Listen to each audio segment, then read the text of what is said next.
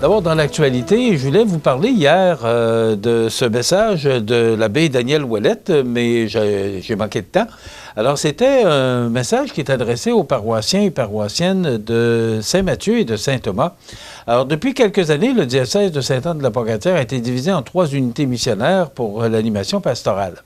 Cette décision a été entérinée par Monseigneur Yvon-Joseph Moreau, alors évêque du diocèse, après avoir effectué une consultation avec différents conseils diocésains. L'unité missionnaire de l'Ouest, à laquelle appartiennent les 2 communautés chrétiennes, est constituée de 22 paroisses. Pour animer l'action pastorale, l'évêque a nommé 5 prêtres, 4 agents et agentes de pastorale et 3 personnes laïques en mission ecclésiale. Alors, nous avons eu la chance d'avoir 3 prêtres à leur retraite qui acceptent d'offrir du temps pour des célébrations, je parle toujours au nom de l'abbé Ouellette, pour les célébrations dominicales ou pour présider des funérailles. Nous pouvons également compter sur la présence de bénévoles qui acceptent avec une grande générosité de travailler pour que nos communautés chrétiennes soient bien vivantes. Malheureusement, depuis la COVID-19, les bénévoles ont diminué de beaucoup leur présence dans les communautés. Il est de plus en plus difficile de recruter des personnes afin de participer à l'animation des communautés chrétiennes. Nous sommes à un point tournant pour la vie pastorale des 2 communautés, Saint-Thomas et Saint-Mathieu. Les membres des 2 conseils de fabrique m'ont demandé de regarder la possibilité d'unifier les 2 communautés pour en faire une seule. Avec l'aide des membres du comité d'accompagnement des paroisses que Monseigneur Pierre Goudreau a créé, nous vous invitons à une rencontre d'information et d'échange sur l'avenir des 2 communautés chrétiennes à Montmagny. Il y en avait une hier soir à Saint-Thomas. La prochaine est ce soir à Saint-Mathieu. Alors, c'est à 19h, c'est dans l'église. Donc, si vous voulez vous faire entendre comment vous voyez l'unification, parce que je prends les termes de l'abbé Ouellette, l'unification de ces 2 communautés chrétiennes. On parle de conseil de fabrique. Là. Pour l'instant, là, il n'est pas question de fusion d'église. Là. Et Jean-Paul Beaumont nous l'a bien mentionné l'autre jour, président de la fabrique Saint-Thomas, et aussi Daniel Ouellette. Mais je pense sincèrement qu'on s'en va vers ça. 2 églises à si peu de distance, là, avec les coûts que tout ça engendre, j'ai l'impression qu'on s'en va vers ça, mais ce n'est pas ce qui va être discuté ce soir. C'est plutôt d'y aller avec 2 conseils de fabrique qu'on unifierait. Donc, il y aurait un conseil de fabrique pour les 2 églises. Mais il faut s'attendre qu'il y aura dans les prochains mois, voire années, des décisions à prendre quant à tous ces bâtiments qui sont là, qui se vident. Bon, il faut prendre les termes comme ils sont. Et la population qui assiste aux offices, bien, ça diminue. Alors, l'Église a des décisions à prendre.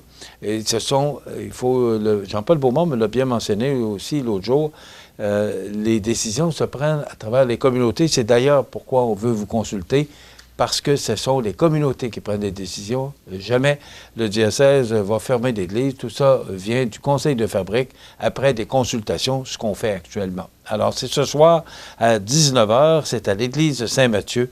Donc, je vous invite fortement. Je ne sais pas, hier soir, c'était à l'église Saint-Thomas. Je ne sais pas s'il y avait du monde, mais c'est le temps de vous faire entendre. Sinon, bien, on prendra les décisions si on n'a pas personne, si les gens ne montrent pas d'intérêt par rapport à ces rencontres là, pour informer la population, puis aussi vous donner l'opportunité de vous faire entendre là, sur ces décisions difficiles qu'on a à prendre. Alors, c'est ce soir 19h, on discutera de la fusion des 2 conseils de fabrique. Donc, voilà, on parle de Saint-Mathieu, Saint-Thomas, mais je vous le rappelle encore une fois, parce que c'est bien ce qu'on m'a confirmé, là, il n'est pas question de fermeture d'église, ce n'est pas le sujet discuté, et on n'en est pas rendu là. C'est bien ce que j'ai compris.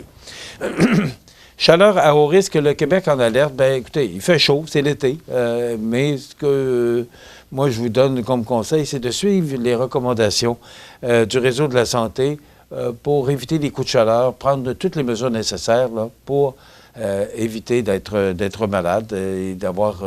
parce que des fois, les coups de chaleur, ça peut nous faire perdre connaissance. Il peut arriver toutes sortes de choses. Donc, soyez prudents.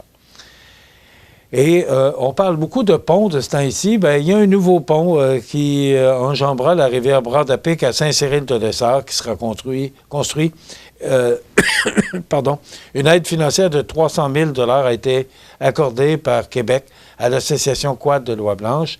Il s'agit d'une infrastructure importante qui permet aux quadistes de traverser d'ouest en est la région de la Côte-du-Sud. Le réseau entretenu par l'association Quad de Lois-Blanches représente quand même 170 km de sentiers, 4 saisons. C'est quand même beaucoup. Mais là, il semblerait que ce pont-là, on va le construire. Si l'argent a été octroyé, c'est parce qu'on va le faire. Alors, ce pont-là va être construit, je vous rassure. Excusez-moi, dans l'actualité, ce que j'ai retenu pour vous, c'est que les futurs profs en arrache en français. Depuis la pandémie, les futurs profs sont plus nombreux à échouer l'examen de français à la première tentative. Et ça, on avait vu ça venir un peu parce que la pandémie, il n'y a pas eu d'école. Les jeunes ont été privés d'école pendant quand même un certain temps.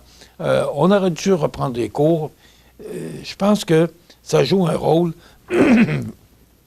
Ça joue un rôle sur cet événement-là. Et je pense qu'on n'a pas fini d'entendre parler des conséquences qui seront créées par cette pandémie, même si ça fait 4 ans. Il y a eu beaucoup de conséquences à ça. On va sûrement en reparler prochainement. Demain, on reçoit Jonathan Renière de l'Office du tourisme Chaudière-Appalaches et Diane Ouellette qui a réalisé une entrevue dernièrement avec Daniel Sylvain, qui est DJ pour les Remparts de Québec et bien d'autres. Donc, c'est son invité demain. Je vous invite à être des nôtres. Je vous souhaite une bonne journée.